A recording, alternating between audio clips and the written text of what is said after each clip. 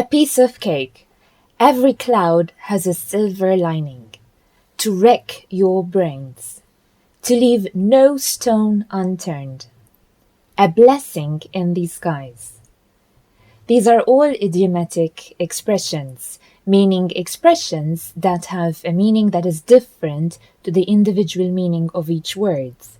Idioms can be rather difficult to understand and to learn to use, simply because of the different meaning that you need to understand.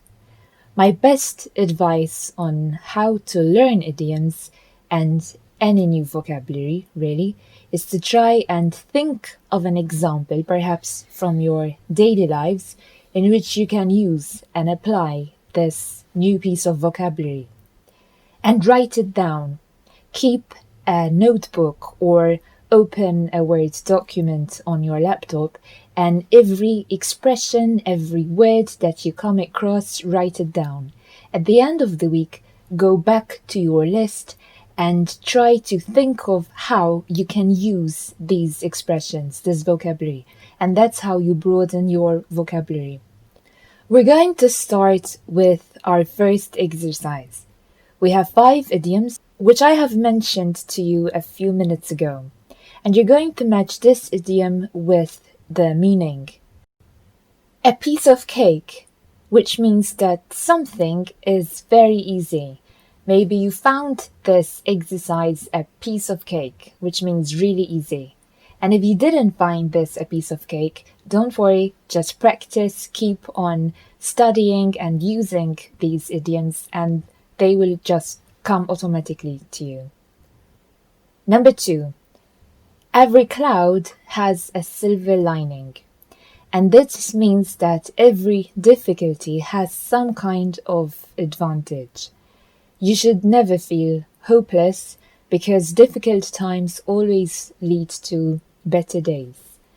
For example, my sister found a new job after she lost her last one, and she ended up liking this new job more.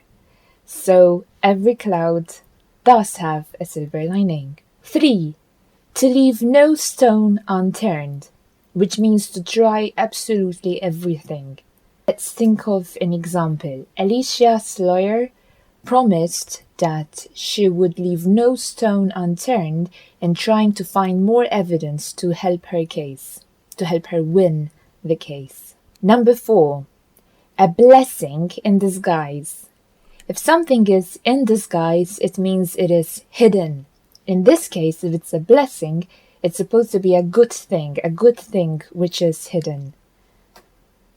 So the definition would be something that seemed to be a misfortune ended up with good results. For example, this is from the Sunrise, and the title of this article reads, "Is Africa's exit from World Cup a blessing in disguise?"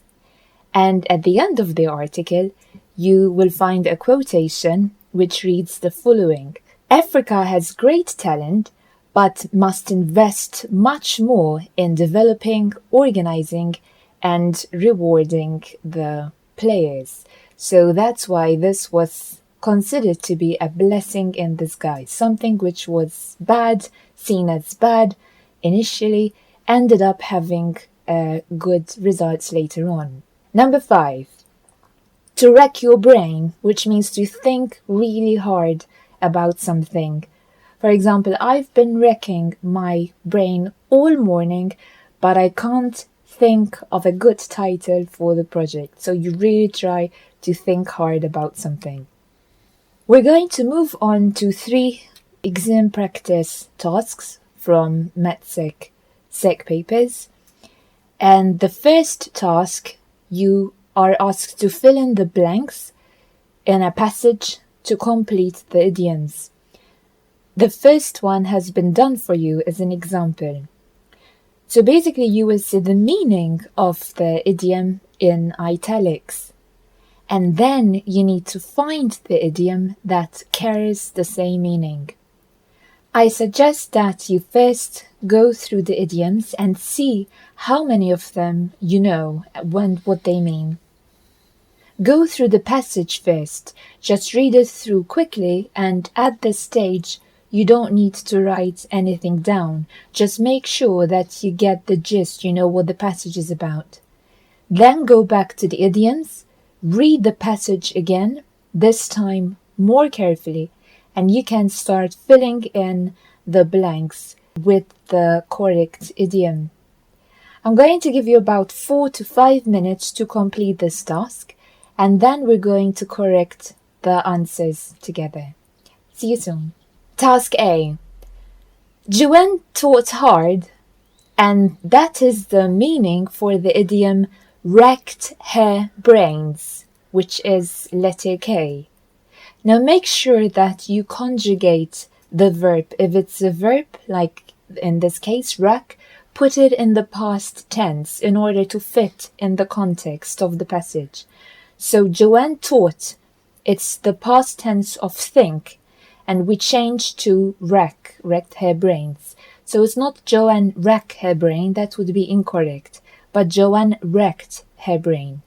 So make sure that the idiom fits in the sentence grammatically, it's grammatically correct. Until she came up with a good plan to take over the company. She didn't want to, number 1, reveal her idea. That's the meaning. And the correct idiom is, she didn't want to let the cat out of the bag, which is letter A. Until she was sure she had, number 2, made all the necessary preparations. And the idiom is, got all her ducks in a row, until she made sure that she had got, so you need to use the past participle, got, all her ducks in a row, and that's letter J. She was determined to try everything. She was determined to leave no stone unturned, as we've just done, which is letter E, to make her plan work, and knew she really had to concentrate, number 4. And the idiom is, she really had to keep her eye on the ball, and that's letter G, to succeed. So concentrate, the idiom, keep her eye on the ball. It would not be easy because it is very competitive.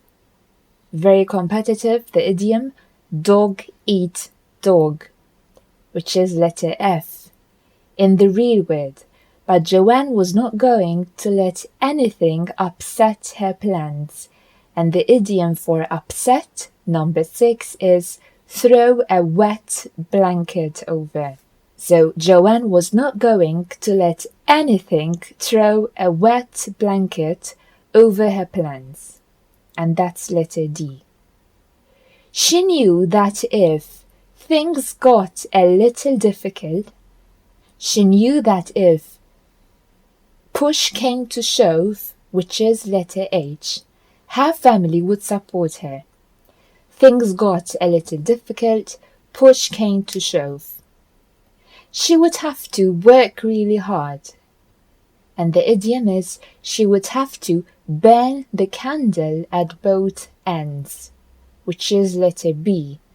But eventually, she would be in charge of the company, number 9. She would be in the driver's seat.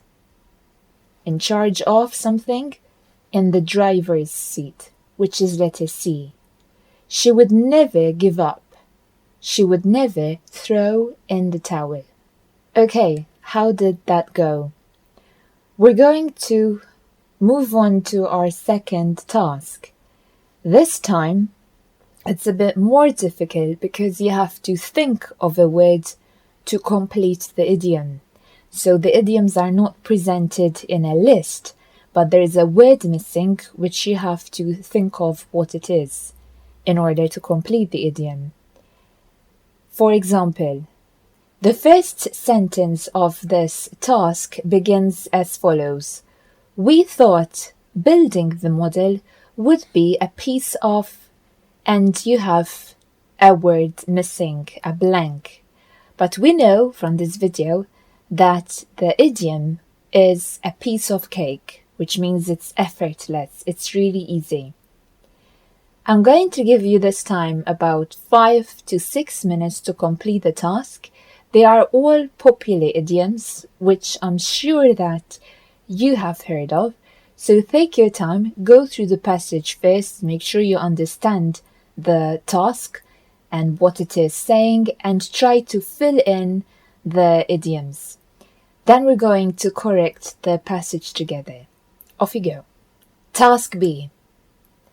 We thought building the model would be a piece of cake, but we soon realized that we had bitten off more than we could chew. It was also costing us an arm and a leg, which means it was very expensive. An arm and a leg. So we decided to cut corners. When things went terribly wrong, we had to go back to the drawing board. We couldn't quite get our heads round it. To add insult to injury, our tutor told us to make some drastic changes to the model. This seemed to be the final, or the last, both are correct, straw at first, the final straw or the last straw. However, it turned out to be a blessing in disguise, because we found more material to work with. Every cloud has a silver lining, after all. We still have to work out how to make the model move, but we'll cross that bridge when we come to it. We're going to move on to our third and final exam practice task. I'm going to read out a list of idioms which you will find in the task. Make sure that you understand all the meanings, what these idioms mean, before you actually start filling in the blanks. A. To be in seventh heaven, which means to be very happy, ecstatic, overjoyed. B. To mess something up. C. To hold your horses, so you back down a bit. D. When something goes or doesn't go according to plan, how it was supposed to be. E. To think on your feet. F. To go out of your way, so you do more than you're supposed to. G. A tough nut to crack. If we're referring to a person, it would be someone who's very difficult to open up, for example, something which is difficult. H. To think outside the box, to be creative. I. To reap benefits. And J. To go beyond your wildest imaginings. So something that you would never have thought of. I'm going to give you about 4 to 5 minutes to complete the task. When you're ready, we're going to correct the task together. See you soon. Task C. Most children have a wheel of time when they are coloring, painting, sticking, and making things. Preschoolers, in particular, are always in seventh heaven when they are getting into a mess. Parents often go out of their way to encourage their children to do art and craft, even if it's difficult to hold their horses for long. But even when it doesn't go quite according to plan, children and their families can reap huge benefits, so they can get a lot out of this from doing crafts together.